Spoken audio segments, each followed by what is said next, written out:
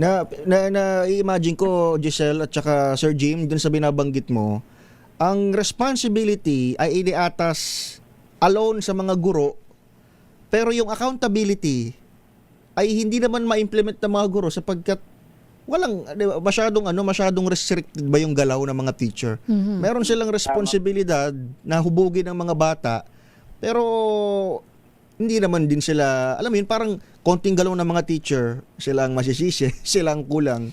At the same time, ay kayo ang kailangan din ng proteksyon at kailangan din mahinga ng input sa mga ganitong klase ng bagay, Sir Jim.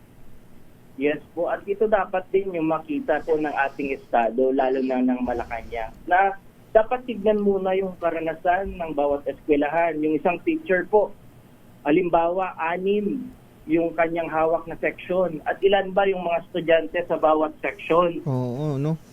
Maabot po ng 40, 50 at meron ng mga 60. Paano mo matutugtugan yung mga bata? Diyan na po pumapasok ulit yung mga perennial problems natin.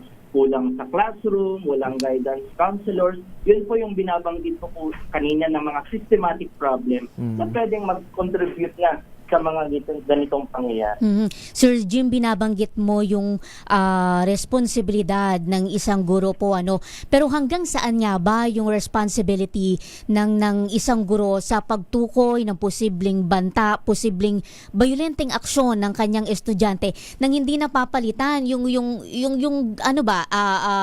Primary tungkulin role ng guidance counselor, magulang, ng mga psychologist, tama? Opo, maganda yung tanong mo, ma'am, kasi balikan po natin ano nga ba yung primary role ng teacher. It's to teach, ba? Pero dahil sa mga ganitong pangyayari, ba, nagiging parang load na din nila yung panunaway, diba? Nagiging guidance advocate na rin sila. Imbes sana na magturo lang, mag-assess sa mga bata, ay ganito na din po yung parang sabihin na nating service din ng mga teacher. Kaya nananawagan din po kami sa estado, lalo na sa aming ahensya, na itong mga guidance counselors talagang dapat mag-hire na.